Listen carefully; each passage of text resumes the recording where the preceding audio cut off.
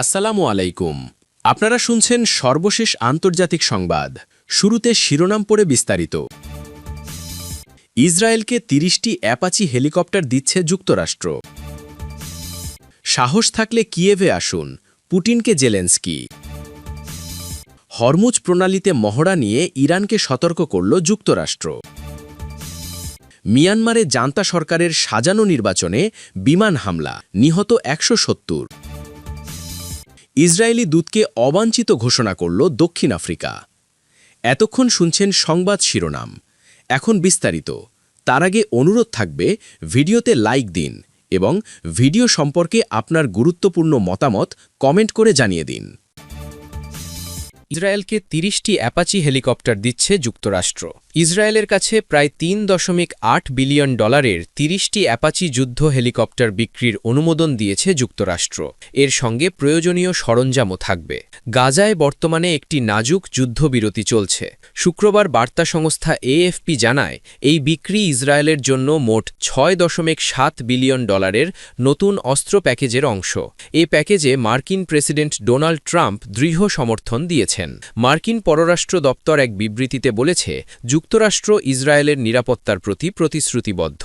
ইসরায়েলকে আত্মরক্ষার জন্য শক্তিশালী ও প্রস্তুত রাখা যুক্তরাষ্ট্রের জাতীয় স্বার্থের সঙ্গে যুক্ত। এই প্যাকেজের আওতায় আরও $১.৮ বিলিয়ন হালকা কৌশলগত সামরিক যানবাহন বিক্রি করা হবে। যুক্তরাষ্ট্র প্রতি বছর ইসরায়েলে বিপুল পরিমাণ সামরিক সরঞ্জাম পাঠায়। এর বেশিরভাগই বিক্রির পরিবর্তে সহায়তা হিসেবে দেওয়া হয়। AFPর তথ্য অনুযায়ী ২০২৩ সালের ৭ অক্টোবর হামাসের হামলায় ইসরায়েলে ১,২২২ জন নিহত হন, যাদের বেশিরভাগই বেসামরিক নাগরিক। এরপর থেকে ইসরায়েলের সামরিক অভিযানে গাজা উপত্যকায় অন্তত ৭১,৬৬৭ জন ফিলিস্তিনি নিহত হয়েছেন বলে জানিয়েছে গাজার স্বাস্থ্য মন্ত্রণালয়। সাহস থাকলে কিয়েভে আসুন, পুতিনকে জেলেনস্কি। ইউক্রেনের প্রেসিডেন্ট ভলোদিমির জেলেনস্কি রুশ প্রেসিডেন্ট ভ্লাদিমির পুতিনকে কিয়েভে সরাসরি আলোচনায় বসার আমন্ত্রণ জানিয়েছেন। শুক্রবার ৩০ জানুয়ারি সাংবাদিকদের সঙ্গে আলাপকালে তিনি বলেন, যদি তার সাহস থাকে তাহলে আসুন, আমি প্রকাশ্যে আমন্ত্রণ জানাচ্ছি। খবর আল জাজিরার। জেলেনস্কি স্পষ্ট করে বলেছেন, তিনি মস্কো বা বেলারুশে পুতিনের সঙ্গে বৈঠকে বসবেন না। ক্রেমলিনের পক্ষ থেকে মস্কোয় আলোচনার আমন্ত্রণের জবাবে তিনি বলেন, মস্কোতে পুতিনের সঙ্গে দেখা করা আমার জন্য অসম্ভব। এটা কিয়েভে তার সঙ্গে দেখা করার মতোই। আমিও তাকে কিয়েভে আমন্ত্রণ জানাতে পারি। আসুন, যদি সাহস থাকে। তিনি আরও যোগ করেন, রাশিয়া ইউক্রেনের বিরুদ্ধে আগ্রাসন চালাচ্ছে এবং বেলারুশ এই কর্মকাণ্ডের রাশিয়ার সহযোগী। এ কারণে তিনি ওই দুই দেশে কোনো বৈঠকের জন্য যাবেন না। ক্রেমলিন বৃহস্পতিবার জানিয়েছিল, তারা আবারও ইউক্রেনীয় প্রেসিডেন্টকে মস্কোয় আলোচনার জন্য আমন্ত্রণ জানিয়েছে, কিন্তু এখনও কোনো সাড়া পাওয়া যায়নি। জেলেনস্কি বলেছেন, তিনি যে কোনো ফরম্যাটে আলোচনায় রাজি আছেন, তবে স্থান হিসাবে কিয়েভকেই প্রাধান্য দিচ্ছেন। এই আমন্ত্রণের পেছনে যুক্তরাষ্ট্রসহ পশ্চিমা দেশগুলোর চাপ রয়েছে। তারা যুদ্ধবিরতি ও শান্তি আলোচনার জন্য উভয় পক্ষকে টেবিলে বসতে উৎসাহিত করছে। ইউক্রেন রাশিয়া যুদ্ধ ২০২২ সালের ফেব্রুয়ারি থেকে চলছে। এখনও পর্যন্ত কোনো সরাসরি শীর্ষ পর্যায়ের বৈঠক হয়নি। জেলেনস্কির এই সাম্প্রতিক বক্তব্য যুদ্ধ পরবর্তী আলোচনার সম্ভাব্য পথ নিয়ে নতুন করে আলোচনার সূত্রপাত করেছে। হরমুজ প্রণালীতে মহড়া নিয়ে ইরানকে সতর্ক করল যুক্তরাষ্ট্র। হরমুজ প্রণালীতে ইরানের সামরিক মহড়াকে ঘিরে সতর্কবার্তা দিয়েছে যুক্তরাষ্ট্র। মার্কিন সেনাবাহিনী জানিয়েছে, ইরানের কোনো ধরনের অনিরাপদ বা উস্কানিমূলক আচরণ তারা মেনে নেবে না। শনিবার মার্কিন সেন্ট্রাল কমান্ড সেন্টকম জানায়, ইরানের Islamic revolutionary guard corps IRGC আগামী ১ ও ২ ফেব্রুয়ারি হরমুজ প্রণালীতে ২ দিনের সরাসরি গোলাবর্ষণ সহ নৌ মহড়া চালানোর পরিকল্পনা করেছে। এ বিষয়ে ইরানকে নিরাপদ ও পেশাদার আচরণ করার আহ্বান জানানো হয়েছে। সেন্টকম সতর্ক করে বলেছে, আন্তর্জাতিক নৌজাহাজ চলাচল বিপন্ন হলে সংঘর্ষ, উত্তেজনা ও আঞ্চলিক অস্থিতিশীলতা বাড়তে পারে। তবে যুক্তরাষ্ট্র স্বীকার করেছে যে আন্তর্জাতিক জলসীমা ও আকাশপথে কার্যক্রম চালানোর অধিকার ইরানের রয়েছে। একই সঙ্গে মার্কিন বাহিনী, মিত্রদেশ ও বাণিজ্যিক জাহাজের নিরাপত্তা প্রশ্নে তারা কঠোর অবস্থানে থাকবে বলে জানানো হয়েছে। মার্কিন সেনাবাহিনী বলেছে তারা মধ্যপ্রাচ্যে অবস্থানরত নিজেদের সেনা, জাহাজ ও বিমান রক্ষায় প্রয়োজনীয় ব্যবস্থা নেবে। যুক্তরাষ্ট্র স্পষ্ট করে জানিয়েছে, কম উচ্চতায় বা অস্ত্রসহ উড্ডয়ন, দ্রুতগতির নৌজাহাজের বিপজ্জনকভাবে এগিয়ে আসা কিংবা মার্কিন বাহিনীর দিকে অস্ত্র তাক করার মতো আচরণ তারা গ্রহণ করবে না। এর আগে চলতি সপ্তাহে যুক্তরাষ্ট্র মধ্যপ্রাচ্যে আব্রাহাম লিঙ্কন নামের একটি বিমানবাহী রণতরণী নেতৃত্বাধীন নৌবহর মোতায়েন করেছে। প্রেসিডেন্ট ডোনাল্ড ট্রাম্প বলেছেন, প্রয়োজনে এই বহর ইরানের বিরুদ্ধে হামলা চালাতে প্রস্তুত। বিশ্ব বাণিজ্যের জন্য গুরুত্বপূর্ণ হরমুজ প্রণালী দিয়ে প্রতিদিন প্রায় ১০০টি বাণিজ্যিক জাহাজ চলাচল করে, ফলে সেখানে সামান্য ভুল হিসেবেও বড় সংকট তৈরি করতে পারে। এদিকে ইরানের মুদ্রা রিয়ালের মূল্যপতনের জেরে গত ২৮ ডিসেম্বর দেশটিতে বিক্ষোভ শুরু হয়। মানবাধিকার সংস্থা HRAN-এর তথ্য অনুযায়ী এসব ঘটনায় এখন পর্যন্ত অন্তত ৬,১২৬ জনের মৃত্যু হয়েছে, তবে ইরানি কর্তৃপক্ষ মৃত্যুর সংখ্যা প্রায় ৩,০০০ বলে স্বীকার করেছে। মিয়ানমারে জান্তা সরকারের সাজানো নির্বাচনে বিমান হামলা, নিহত ১৭০ জন। মিয়ানমারে সামরিক জান্তা সমর্থিত বিতর্কিত জাতীয় নির্বাচনের ভোট গ্রহণ চলাকালীন দেশটির বিমান বাহিনীর ভয়াবহ অভিযানে অন্তত ১৭০ জন নিহত হয়েছেন। ২০২১ সালের ফেব্রুয়ারিতে অভ্যুত্থানের মাধ্যমে ক্ষমতা দখলের দীর্ঘ ৫ বছর পর আয়োজিত এই নির্বাচনকে কেন্দ্র করে বিদ্রোহী অধ্যুষিত এলাকাগুলোতে ব্যাপক সহিংসতা চালিয়েছে সামরিক সরকার।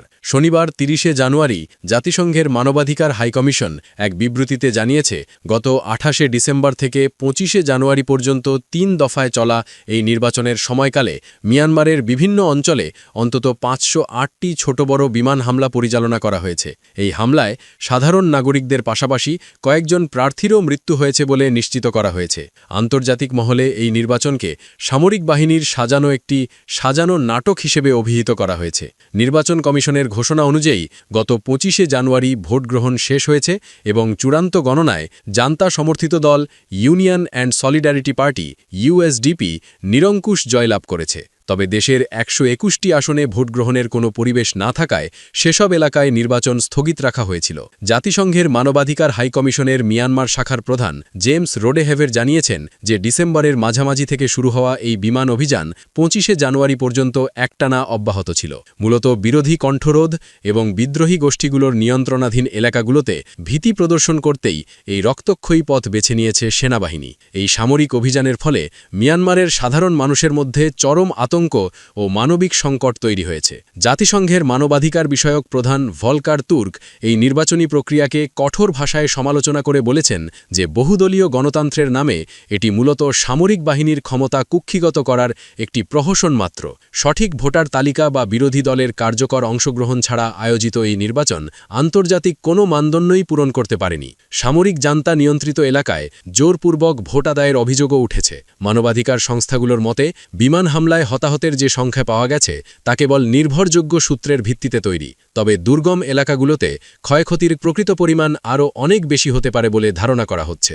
বর্তমানে মিয়ানমারের এই একতরফা নির্বাচনের ফলাফল প্রকাশের পর দেশটির রাজনৈতিক ভবিষ্যৎ নিয়ে গভীর উদ্বেগ দেখা দিয়েছে। বিশ্লেষকরা মনে করছেন, নির্বাচনের মাধ্যমে বৈধতা পাওয়ার এই চেষ্টা বিশ্বজুড়ে মিয়ানমার জান্তাকে আরও বিচ্ছিন্ন করে ফেলবে।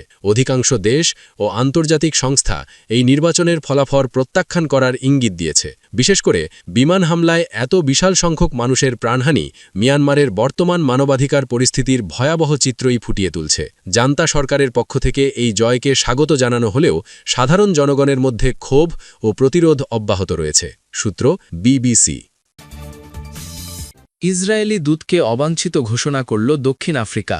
কূটনৈতিক রীতিনীতি লঙ্ঘন এবং সার্বভৌমত্বকে চ্যালেঞ্জ করার অভিযোগে দক্ষিণ আফ্রিকায় নিযুক্ত ইসরায়েলি দূতকে পার্সোনা নন গ্রাটা বা অবাঞ্ছিত ঘোষণা করেছে দেশটির পররাষ্ট্র মন্ত্রণালয়।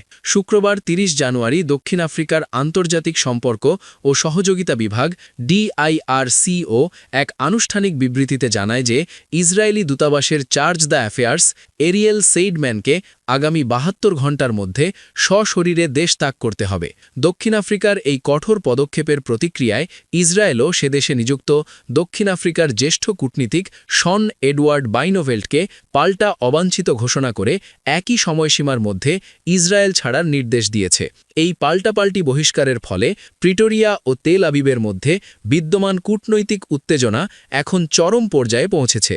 দক্ষিণ আফ্রিকার পররাষ্ট্র মন্ত্রণালয়ের অভিযোগ অনুযায়ী এরিয়েল সেইডম্যান সামাজিক যোগাযোগ মাধ্যমে দেশটির প্রেসিডেন্ট সিরিল রামাফোসার বিরুদ্ধে অত্যন্ত আক্রমণাত্মক আচরণ করেছেন, যা একটি স্বাধীন রাষ্ট্রের প্রধানের জন্য অপমানকর।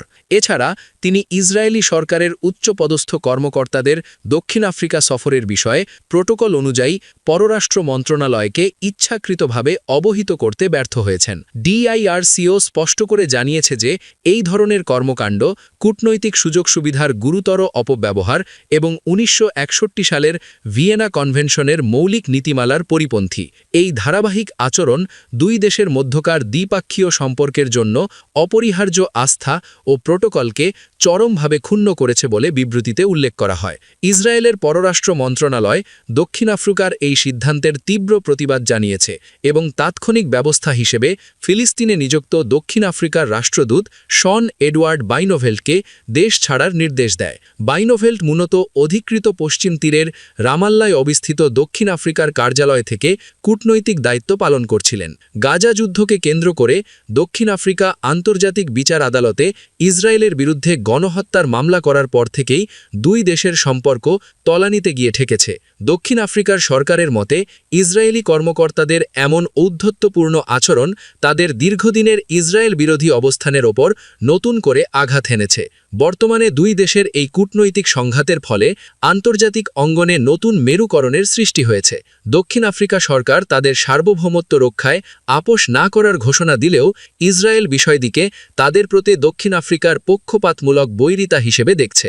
নির্দিষ্ট 72 ঘণ্টার সময়সীমা শেষ হওয়ার আগেই উভয় দেশের কূটনীতিকদের নিজ নিজ দেশে ফিরে যাওয়ার প্রক্রিয়া শুরু হয়েছে। বিশ্লেষকরা মনে করছেন এই ঘটনার পর অদূর ভবিষ্যতে দুই দেশের মধ্যে পুনরায় স্বাভাবিক কূটনৈতিক সম্পর্ক স্থাপন হওয়া বেশ কঠিন হয়ে পড়বে। এই বহিষ্কারাদেশ কেবল ব্যক্তিগত পর্যায়ের কোনো দ্বন্দ্ব নয়, বরং এটি দুই দেশের দীর্ঘদিনের ভূ রাজনৈতিক ও নীতিগত সংঘাতের এক বহিঃপ্রকাশ।